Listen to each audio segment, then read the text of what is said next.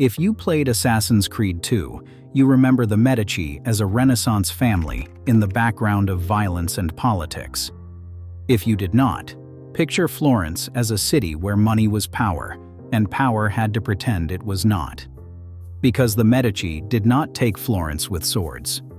They took it with a loophole so clean it looked like paperwork, while generating double-digit returns in a world where charging interest could damn your soul. And here is the paradox.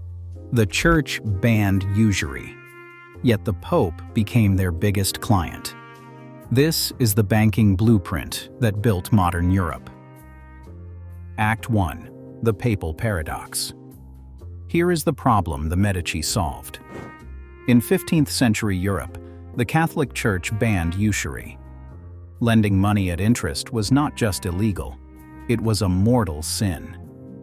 Dante placed usurers in the seventh circle of hell alongside murderers and blasphemers.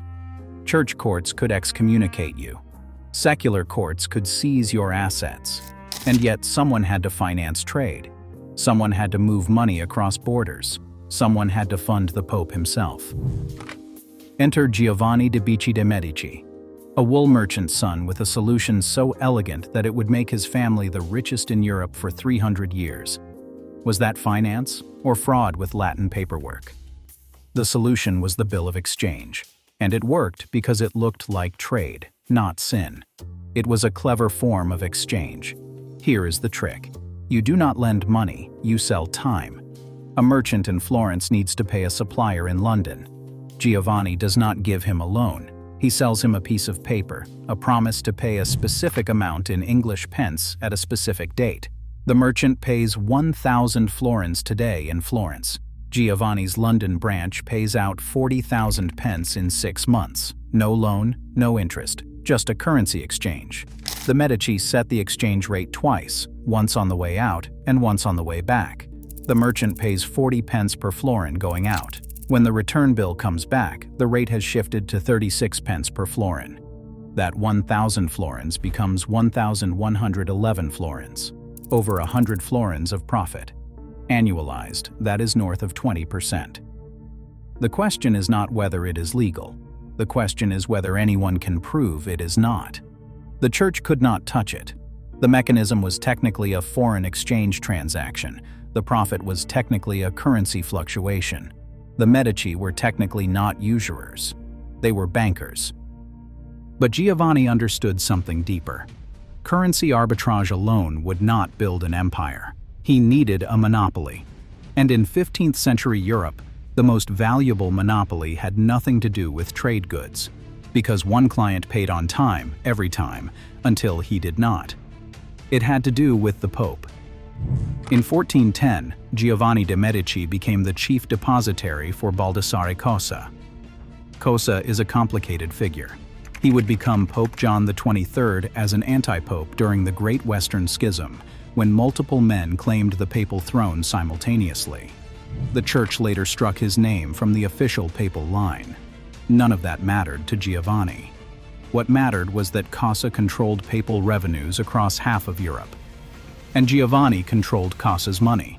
The numbers tell the story. By 1427, the Medici Bank's Rome branch held roughly 100,000 florins in papal deposits. The entire capital base of the Medici Bank at that time was approximately 25,000 florins. That was 4-to-1 leverage, secured entirely by a relationship with the Vatican. The Rome branch generated 62% of all Medici Bank profits between 1420 and 1435. Not Florence, not the wool trade, not the silk merchants. The Pope. This was the blueprint. Control the Vatican's money, and you control the financial system of Christendom. Every bishopric appointment, every abbey endowment, every crusade tax flowed through Rome. And Rome's money flowed through the Medici. Giovanni died in 1429, leaving his sons Cosimo and Lorenzo the Elder a banking network, a papal monopoly, and a warning. "Stay out of the public eye," he told them. "Never court attention. Let others take the glory." Cosimo de' Medici would ignore that warning completely, and in doing so, He would transform a banking fortune into something unprecedented, a dynasty without a crown. Act 2. The Machinery. Cosimo de' Medici understood power in ways his father never had to. When political enemies exiled him from Florence in 1433, Cosimo did not fight. He relocated to Venice, took the bank's relationships with him, and waited exactly 1 year. When Florence's economy began to suffer without Medici credit lines, the same government that exiled him invited him back. He returned with a system. The Medici Bank was not a single institution. It was a holding company, structured almost identically to a modern multinational corporation 300 years before the concept existed. Florence headquarters held majority stakes in legally separate branches in Rome, Venice, Milan, Bruges, London, Avignon, and Geneva. Each branch operated under local law, employed local managers, and kept separate books. If one branch failed, the others survived. That is not elegance. That is blast radius control. The genius was in the contracts. Branch managers invested their own capital alongside the Medici. Profits split according to partnership agreements, typically 60% to Florence and 40% to the local partner. Losses were shared proportionally. This alignment of incentives meant that managers ran their branches like owners, not employees. But the real advantage was information. The Medici maintained the fastest courier network in Europe. A letter from Florence reached Rome in a few days. London might take weeks, but significantly faster than competitors relying on merchant caravans. When exchange rates shifted in Bruges, the Medici and Florence adjusted before rivals even received the letter. In finance, being late is not slower. It is wrong. The network also served political intelligence. Medici couriers carried more than banking correspondence. They carried diplomatic dispatches, papal communications, and commercial intelligence that made the family indispensable to governments across Europe. This was modern central banking before central banks existed.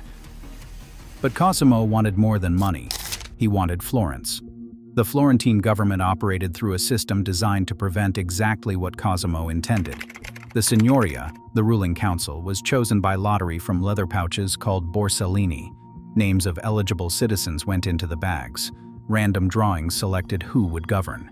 The system was meant to be incorruptible. Cosimo corrupted it anyway.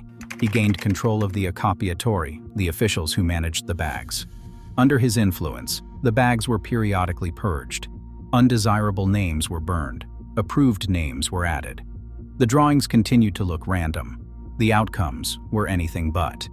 If the lottery is random, but you choose the names, does the Republic still exist? When even this proved insufficient, Cosimo employed selections a mano, bypassing the lottery entirely. Special councils called balli were convened during emergencies. These councils, packed with Medici allies, appointed government positions directly. Florence remained a republic in name.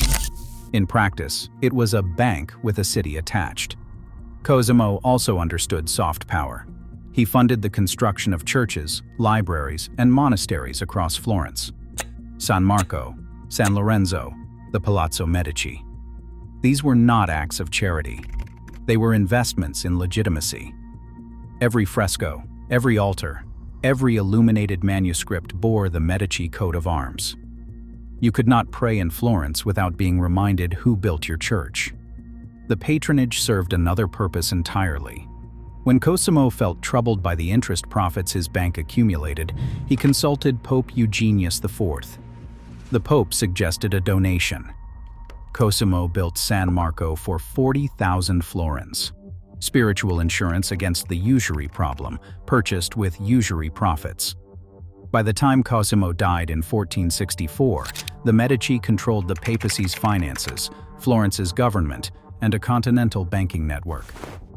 The Florentine government gave him a title that no citizen had ever received: Pater Patriae, father of his country. His grandson Lorenzo would inherit all of it, and he would proceed to spend it into oblivion. Act 3. The Fracture. Lorenzo de' Medici was 20 years old when he took control of the family empire. He was brilliant, charismatic, a genuine poet and philosopher, and consumed by politics rather than banking.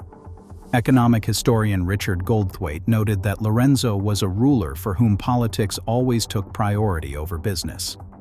When asked to intervene in branch disputes, Lorenzo admitted openly that he did not understand such matters. This created a problem. The Medici Bank was not a dynasty that could run on autopilot. It required constant attention to credit risk, exchange rate movements, and relationship management. Lorenzo delegated these responsibilities to branch managers who increasingly operated without oversight. The cracks appeared first in London. Edward IV of England owed the Medici Bank 51,533 florins. Bad loans to the English crown had plagued Italian bankers for generations. The Bardi and Peruzzi banks had collapsed in the 1340s after Edward III defaulted. Lorenzo's managers repeated the same mistake, extending credit to a monarch who had neither the intention nor the means to repay. The London branch never recovered. Milan was worse. The Sforza dukes accumulated debts of 179,000 ducats. When the political situation destabilized, those loans became worthless. The Milan branch became a liability instead of an asset. Bruges, once the jewel of the northern network, declined as trade patterns shifted. The Lyon branch closed. The Venice branch closed. One by one, the empire contracted. Lorenzo responded to these pressures in a way that would define his legacy. Between May and September of 1478, he raided the Monte delle Doti. The Monte delle Doti was Florence's public dowry fund. Fathers deposited money at guaranteed interest for their daughters' future marriages. It was sacrosanct. It was also sitting there, accessible to anyone who controlled Florence's government. Lorenzo appropriated 53,643 gold florins from the trust accounts of his own minor cousins, Giovanni and Lorenzo di Pierfrancesco de' Medici. He used their dowry fund money to cover the bank's operating losses. He was never charged. The Medici controlled the courts. But the timing of this theft reveals something significant. May of 1478. Something else happened in 1478 that changed everything. On April 26, 1478, during Easter High Mass in the Duomo of Florence, assassins struck. The Pazzi Conspiracy was the most elaborate attempt to destroy the Medici. The Pazzi family, rival bankers who resented Medici dominance, coordinated with Pope Sixtus IV, the Archbishop of Pisa, and the mercenary forces of Federico da Montefeltro, Duke of Urbino. The plan was to murder both Lorenzo and his brother Giuliano during the elevation of the host, then seize control of Florence in the chaos. The signal came. Bernardo Baroncelli and Francesco de' Pazzi attacked Giuliano. They inflicted 19 stab wounds. Francesco's assault was so frenzied he stabbed his own leg. Giuliano died on the cathedral floor. Lorenzo survived. 2 substitute assassins had been assigned to him after the original killers refused to commit murder in sacred space. They were incompetent. Lorenzo escaped to the sacristy with a shallow neck wound. The poet Angelo Poliziano slammed the bronze doors behind him. Pope Sixtus IV had given carefully worded approval. He stated his Holy Office could not sanction killing, but made clear it would be of great benefit to the papacy to have the Medici removed. The conspiracy failed. And its failure made Lorenzo more powerful than ever. Archbishop Salviati was hanged from the windows of the Palazzo della Signoria that same day, still wearing his vestments. Francesco de' Pazzi, dragged naked through the streets, was hanged beside him. Jacopo de' Pazzi was tortured, hanged, exhumed, dragged through the streets, and thrown into the Arno. More than 80 people were executed between April and October. The Pazzi name was erased from public records. Buildings were renamed. Anyone married to a Pazzi was barred from office. The aftermath required diplomacy. Lorenzo eventually reconciled with Pope Sixtus IV through an unusual form of reparations. He sent Florentine artists to Rome to decorate the Pope's new chapel, Botticelli, Ghirlandaio, Perugino. The frescoes they painted became the walls of the Sistine Chapel. Assassination, execution, excommunication, and then art as a peace offering. Pope Sixtus IV excommunicated Lorenzo and placed Florence under interdict. Naples and Urbino invaded Florentine territory. It should have been the end. Instead, Lorenzo sailed secretly to Naples in December 1479. He presented himself to King Ferdinand as a sacrifice for his city. He negotiated favorable peace terms. He returned a hero. The paradox is worth examining. The assassination attempt that should have destroyed Lorenzo instead consolidated his power. The subsequent creation of the Council of 70 institutionalized Medici control more thoroughly than any previous arrangement. Did the violence save Florence or permanently break it? But the bank never recovered. When Lorenzo died in 1492, only 3 branches remained operational. The Rome branch, once the engine of Medici wealth, was insolvent. His son Piero inherited political power and financial ruin. 2 years later, French invasion drove the Medici from Florence entirely. The system built over a century collapsed in a decade. Act 4. The Executive Lesson. Here is what makes the Medici story relevant 300 years later. The banking empire died.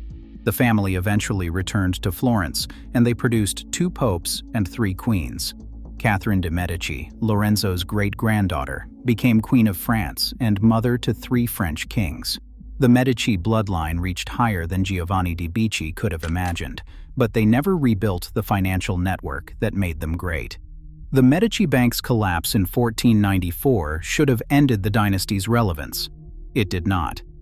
And the reason why explains something important about how wealth actually works. Anna Maria Luisa de' Medici was the last of the family's main line. When her brother Gian Gastone died in 1737, the Medici were finished. The Grand Duchy of Tuscany passed to the House of Lorraine by treaty. Anna Maria Luisa had no political power and no banking empire. What she had was 3 centuries of accumulated art, manuscripts, and architecture, and she had a pen.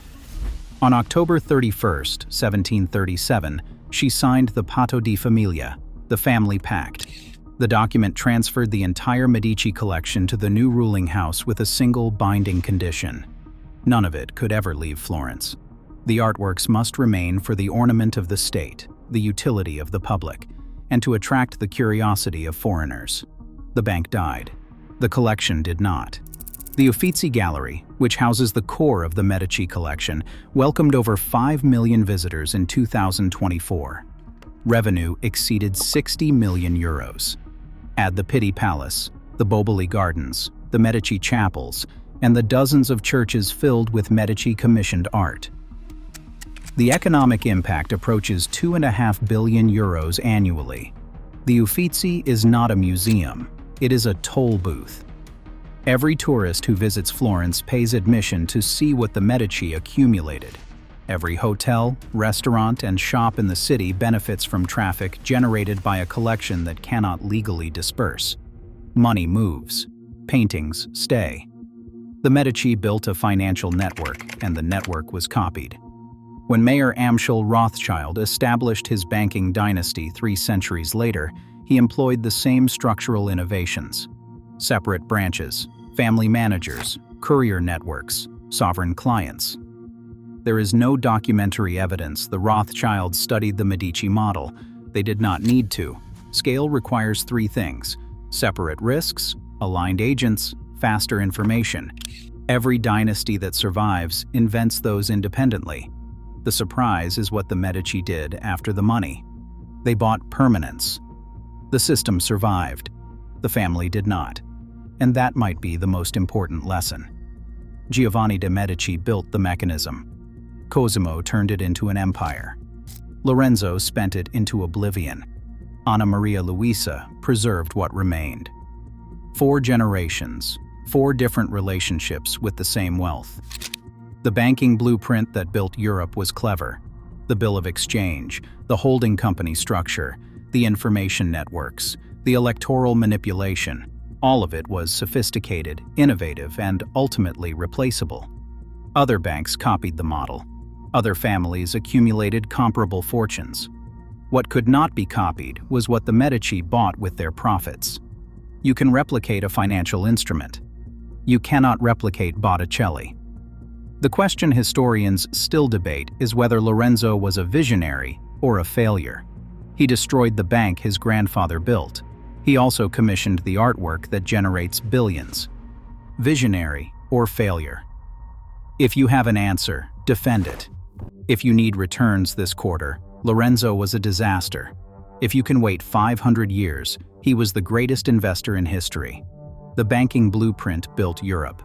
The art collection still owns Florence. That is the architecture of a dynasty.